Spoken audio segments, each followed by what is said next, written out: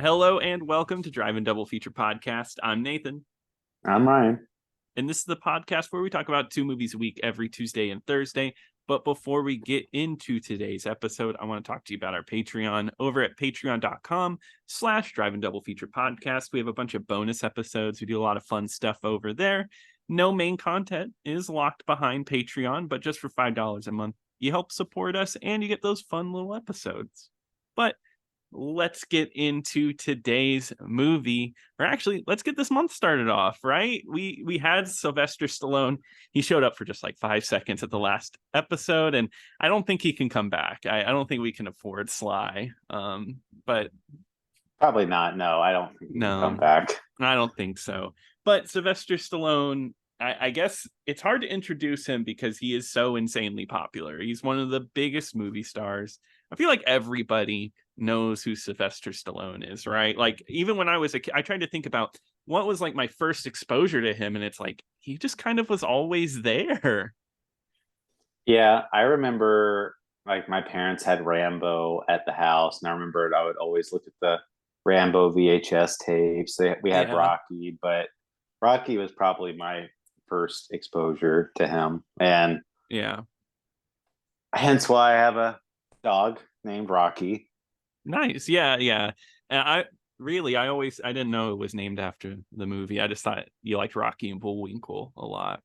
No, I like the ice cream, Rocky Road. Rocky Road, gotcha. But no, Rocky was one of my first exposures too. I remember my dad coming home with the DVD set of the first 5 movies, and we went through them. I remember loving them. And then I don't know, I just kind of always knew about him. I remember Spy Kids 3D being in the theater, and he shows up, and I remember even my kid self was like, oh, I know who that is. You're like the Uh, the Leo meme, like, yeah, mm. snapping and pointing. But no, he really is just one of the most important action stars. Academy Award nominated actor. And I don't know if you have anything else you want to say about Sly before we get into this. No, I mean probably one of the most influential action stars around, and I think what kind of sets him apart though from a lot of them is that he does have. I mean, he gets a lot of crap, and he does do a lot of just garbage movies. That's Oh yeah. clearly just for the paycheck. I mean, so he does take a beating every now and then, but I will say when he actually believes in a project and when he's putting 100% of his effort in there, I mean, he can do a really great job. Oh And yeah. I mean, like even like the most recent Creed movies, I mean, everyone was like, oh, like Sylvester Stallone's like a big joke now. Like, he just Mm-hmm. does like straight to DVD action movies or like just these really bad action movies.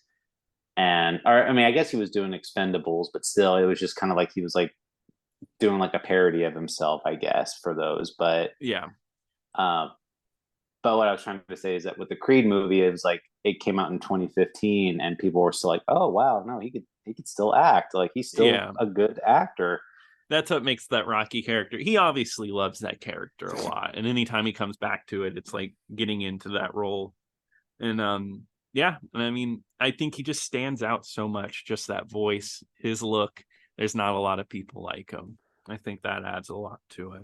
But let's go back. Let's go all the way back to probably one of his first popular roles, right? His first like kind of gaining traction, a little bit of popularity. And that's with the Lords of Flatbush, which is directed by Martin Davidson. It stars Perry King, Paul Mace, Henry Winkler, and of course, Sylvester Stallone. It's another gang movie. This is another gang movie we're talking about this year. And of course, the first thing I thought of was The Wanderers when I started this up. I did too. It is like this is another.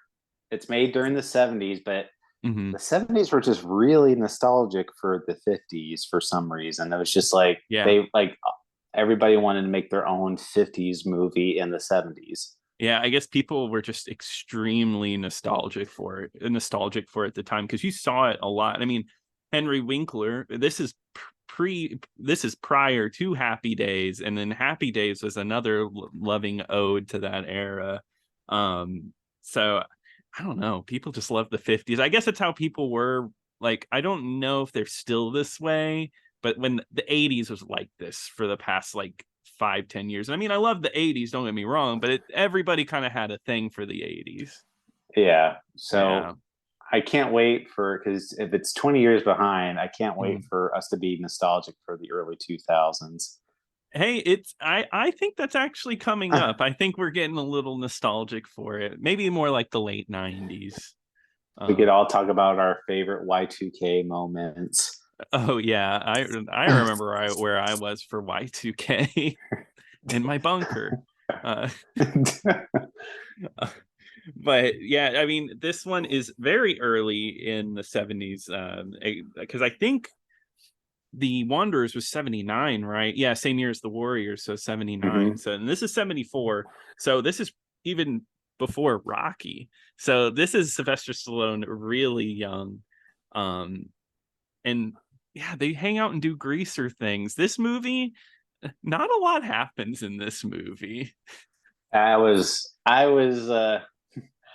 expecting more of a plot to this movie, but Yeah.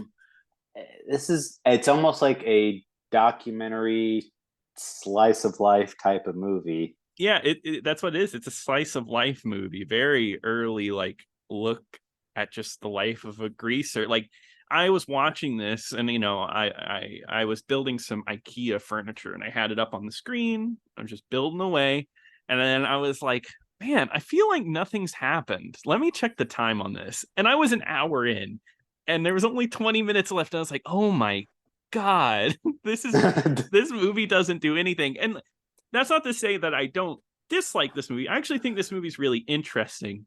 Definitely don't love this movie though. Yeah, I wasn't that big of a fan of it. I mean, Yeah. it not for one. I mean, this is. I mean, I guess it's not the movie's fault, but it looks so cheap, and the sound is Yes. awful. Like it Yeah. just, like literally, just like it just. They didn't sound like they had any boom mics available or anything, Yeah. and the camera quality is so bad too, and Mm-hmm. it's probably as high of a quality as we'll get from this movie. And it's about four greasers, but I mean, really, it's like just Perry King and Sylvester Stallone's movie, and the other two Yeah. greasers, Henry Winkler, they don't do anything in this movie. Yeah. Henry Winkler doesn't do anything. And then Paul Mace, I for the longest time watching this movie just assumed there were three great greasers in this gang. That guy, he doesn't really do much. I don't know. Henry Winkler's gone for most of the runtime, and then he gains a plot at the end of the movie. It's not even like his plot either. It's Yeah. just like he just he has one of the consequences of somebody else's plot. But Yeah, exactly. I mean, that's how it. I mean, really, this movie is almost like a romance movie, kind of like it's Yeah. like I mean, kind of, sort of. I mean, like Sylvester Stallone's character is dealing with his girlfriend who he got pregnant, and he's trying Hmm. to figure out what to do, and she's kind of like egging him on to marry her. And then Hmm. Perry King, he does, he pretty much is like two timing one of his girlfriends and like trying to go for like the rich snobby girl, like the preppy Yeah. girl at school, and trying to pursue her throughout the most of the movie. That's pretty much his storyline. Yeah. That's like the main plot, but it honestly wasn't that interesting of a plot. It wasn't hard to follow or anything. It just like it wasn't. There was a couple moments that I did like I really liked the part where and I think it's just because another movie was in the scene when they went to the drive-in together, and they're watching From Here to Eternity, and I was like, oh, that's cool. I like that they're watching that.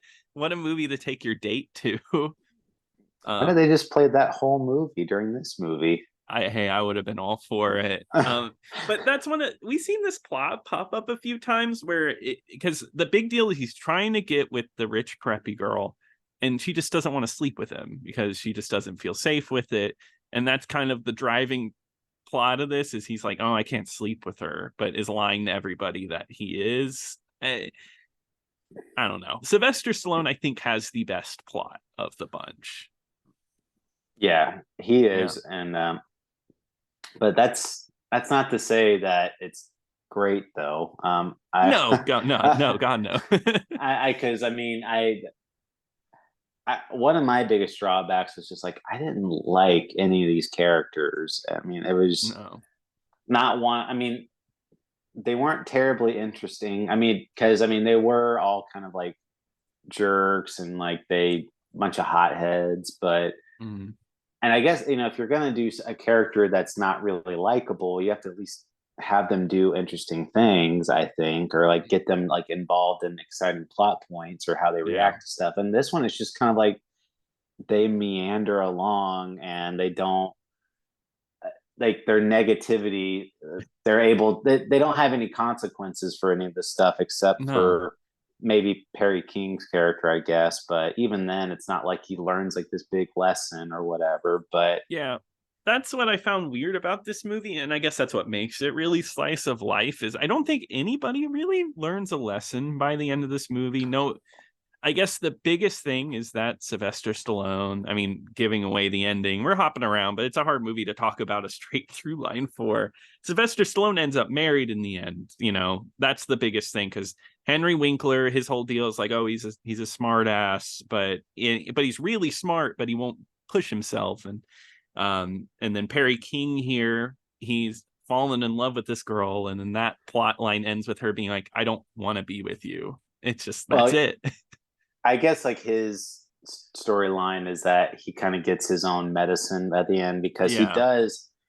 he does sleep with one other girl, Sylvester Stallone's wife's like best friend, Hmm. and they uh they make love on the beach for like 5 seconds, and then Yeah. and he but then he's just basically like I'm done with you, like I don't really care about you, and then Mhm. basically turning her down, and then for and then he kind of goes to her. She's like, he goes to the rich girl, and he's like, hey, like I want to be with you. I want to spend more time with you. And she's kind of like, Mhm. I don't really see us that way. Like, let's just be friends. And he didn't like that answer at all. No, and he like runs away. There is one really the scene that I can pick out of this movie that I liked with Sylvester Stallone is the ring buying scene. That Yeah. one's actually funny because the whole time Sylvester Stallone's getting basically this girl's like, you gotta marry me, you got me pregnant, so you gotta marry me, you gotta marry me. She puts almost on layaway this ring, this like really expensive ring, and just brings him in and is trying to force Sylvester Stallone to buy this ring. And it's hard to explain the humor here, I guess, but it's just like a back and forth because obviously he doesn't want to spend this kind of money on this girl. Well, it's $1,600, which is a lot for the Yes. 50s. Yeah. So, and she's like really demanding of this, and he kind of feels obligated to do this because like throughout the whole time he even says to her before this scene, it's like I don't want to be a dad, like I'm Mm-hmm. not ready for that sort of thing, and pretty much just saying like I'm not going to be with you. So, but she pretty Mm-hmm. much just wears him down, like, and pretty much guilts him into marrying her, Yeah. and that's how he ends up buying that ring. And the funny part, he's like, he tells her, he's like, yeah, go outside for a minute, and then he just goes in there and tells the jeweler, it's like, if you ever show her another $1,600 ring again, like it'll be on your tombstone or whatever. Exactly. Yeah. No, that scene worked. And Perry King, I'm sure you read this, was originally played by Richard Gere. And I'd like to think that like he would probably bring something a little better to the movie than he did, just because I like Richard Gere. But I guess him and Sylvester Stallone did not get along at all. No, so that was I, I don't know how much you read into it, but apparently that started like a decades long Yeah. feud between Sylvester Stallone and Richard Gere, to where because the whole reason why Richard Gere got kicked off the set, or allegedly, was that Mhm. he was always in character and like pretending to be like real hothead, like even Offset, and Mhm. ended up like they said like he was like eating chicken and spilled chicken grease on Sylvester Stallone's pants, and Sylvester Stallone like punched him in the face, and um that so they pretty and Sylvester Stallone's like either he goes or I go, like that type of thing, Yeah. and then that started like this big long feud where Sylvester Stallone turns down the main role in Pretty Woman allegedly, and then like Yeah. it goes to Richard Gere, and then there was this other incident where like there was like this party that was at Elton John's house that Princess Diana attended, No where way. that apparently like Sylvester Stallone was like all over Princess Diana and was Oh pretty my much just god. like stuck to her on like Velcro, and then Richard Gere like kind of came in to like break them apart, uh Yikes. and like Sylvester Stallone said like, oh, like I that didn't happen at all, and everyone's like, oh yeah, well what about Princess Diana? And Sylvester Stallone's words were, if I wanted her I would have taken her. Oh my god, he's one of those people. Oh Like I jeez. would have had her if I wanted her, type of thing, and real Ugh. gross. So like, yeah. So I don't know. I again, this is all hearsay, so this may not even have happened or anything. But Mhm. and then apparently Richard Gere was like breaking up, divorcing his wife Cindy Crawford, and No. accused Rich Sylvester Stallone of like sleeping with his wife, Oh my god. and then the biggest part of the feud is uh, Richard Gere, I guess, accused Sylvester Stallone. So there's this really famous rumor with Richard Gere, Yes, yeah. and I really don't want to explain it on the podcast, but it pretty much just Google Richard Gere gerbil and Yeah, and then you can put two you'll and two together. yeah. But Sylvester Stallone said that Richard Gere told him like he started the rumor, and Sylvester Stallone denies that. So Jeez, I'm guessing they have not and made amends. no, they have not. But it's just a thing where it's just like that one rumor has followed Richard Gere like almost his His whole career. whole career, like still to this day, like people bring that up anytime Richard Gere is brought up. Poor guy. So, but that was just side. That was extra content for you. But yeah, that's how it was, and it just this movie how it just kind of started like two huge career trajectories at the time. Yeah, yeah. And I mean, even and that, and then Henry Winkler, of course, playing the Fonz pretty much. Yeah, he's just doing it. And it's he's just not as likable in this movie, I guess, because he's not in it. Like he has a few moments, like he's that one moment where he's talking to like the bartender, and he's like, and the bartender's like, hey, you could do something with your life. He's like, oh my god, I could do something. I'm gonna quit now and I'm gonna go to college and do something with my life. Just being like really like just an a-hole. And Yeah, that's his scene. It's I, fine. he. I, well, he's not. They show the lords going into school like together as a group, so that's like their big intro scene, and then you don't you don't see Henry Winkler again until like 40 minutes in the movie. And Yeah, you just don't. and it's because they made it when this movie was being marketed like Mhm. post Rocky and Happy Days, like that was like the big thing, like they would re-release this movie and be like, see the movie where Rocky and the Fonz like team Yeah. up, and And they don't really. not really at all. And I kind of brought this point up in that movie Losing It, Oh yeah. and and I thought one thing that the Wanderers did better in that retrospect is that for me, like when you have these types of movies with gangs, it's really Mhm. real big on the camaraderie of these Oh types of yeah. guys, and about how they're they do like each other. They just get into these wacky hijinks maybe, or like they're real very loyal to each other. And this one, it's like up until probably like one scene where they get into like a big fight, it almost seems like they hate each other, like almost Yeah. like there's like Sylvester Stallone's character and Perry King's character have like so much tension with each other where it's just like Mhm. they start having like this game where they just punch each other's shoulders, and then it's just each of them start hitting harder, and then it just breaks out into a fist fight. Yeah.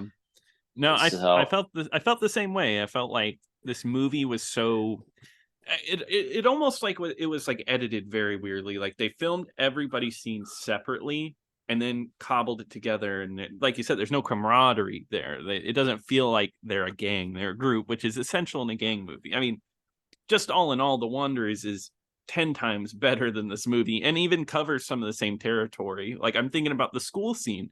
The school scene in this movie has nothing on the school scene in The Wanderers, I not know, it's just a yeah, better movie.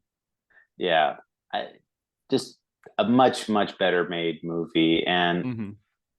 like I said, I didn't find really any of the characters to be that likable. I mean, like Sylvester Stallone's character, he really doesn't like it when you tell him what to do. I mean, there's like Mm.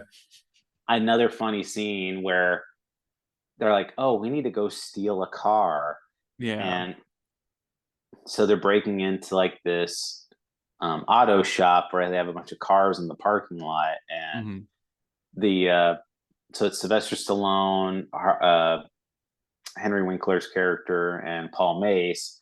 They're Mm-hmm. like, let's go steal Chico a car, and they start breaking in, and they're like, and Sylvester Stallone's like being kind of like loud and talking loud, and they're like, Mm-hmm. be quiet. And he's like, don't tell me what to do. Like he just starts getting mad, like they're telling him what to do, even though they're trying to steal something, like very Mm-hmm. quietly. You need to sneak while doing this. What are you telling me? What I can't do that. Come on.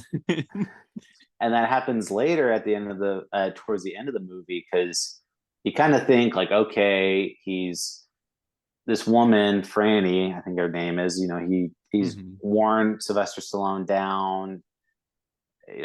He's starting to finally like see himself with the future with her. And there's a scene where Chico, Perry King's character, shows up and he said, hey, this guy's been getting sweet with that girl that I like, so we need to go, kick the crap out of him. And Sylvester Mm-hmm. Stallone's like, all right, let's go. And his fiance is pretty much like, no, no more fighting. And he just Yeah. like looks at her like so You, like like he looks like he's about to hit her, and just like, yeah, I it's like, bad. don't ever tell me what to do. Yeah. And then he runs away. And I remember these lines because she's like, it's just you're wearing your Sunday best. You can't do that. You're wearing your Sunday best. Like I don't know, but he does look so mean to her. I thought it was over. I thought, oh, this is where the relationship ends, but no, Same. they still get married. They do. Yeah. And the movie just kind of ends at the Ends. wedding. Yeah, it ends with a slideshow, right? Just like Mm-hmm. pictures. I was like, I was very surprised by this movie. I think it's interesting as a slice of life movie, but I feel like it's low quality, like audio, video brings it down a notch, and maybe it just isn't put together well. I don't know. I think a good movie could have been had there been something a little more there. I mean, Mm-hmm. I I could see something like this working, like a young Sylvester Stallone Mm-hmm. playing like a thug type. I mean, I could see that, but didn't really get quite of the potential that it needed to be. Yeah. I will say, so I do want to pose this question to you though. So the rumor at the time was that when they were making the movie Rocky, is that the they sent the studio Mm-hmm. this movie, and they're like, hey, we got our next star for Rocky, like check out this movie. And they got really excited when they watched it, because they wanted Perry King to play Rocky. Rocky. Oh no. And they're like, no, it's Sylvester Stallone. And They're like, oh they were less excited, to say yeah. so. But I we'll get into Rocky a little more, because I wanted to talk about Rocky on Yeah. next week's episode a little bit. But I do want to say though, like, since we're talking about this movie, if this was the only movie that you knew of for him, like, could you see this guy like, oh yeah, you're going to be in Rocky. Like he's going to be like And a big star. I would say no. I do think he's likable in this movie. He stands out, but he doesn't seem like a star or anything. He seems like a small character actor from the background. He's not. I don't see star status, at least not yet. Yeah, I would have been if I was a studio executive. I would be a little like a little fearful of that. But Yeah. what do I know? And Yeah, who knows? He'll become one of the biggest stars. yeah, but I mean that's pretty much what he was doing like throughout this time. Like he would have like these background roles where he pretty much would just stand there and be like a henchman or a goon. Like he was in Yeah. the movie Bananas, the Woody Allen movie, and he was just like this. He was just like a background character, didn't even get credited for the movie. That's crazy. That Sylvester Stallone wouldn't even be credited for a movie. Yeah. But we'll get into, I guess, what happens to him after this with our next one, right? Yeah. But No. overall, probably No, would not give a recommend. not really. Not really a recommend from me either. But getting into Thursday, Ryan, what are we going to be covering? Well, Nathan, we're going to be talking about 1981's Nighthawks. That one is not streaming anywhere. If you'd like, you're going to have to rent that one digitally. But if you want to follow along with us, that's what we're going to be doing. All right. Well, I'm excited to watch that one. If you want to tweet at us, you can tweet at us at DIDFpod. You can also email us at driveanddoublefuturepodcast@gmail.com. But until next time. Until next time. How much I love you so. Tonight I think I know the way. I'm gonna put on some rock and roll music.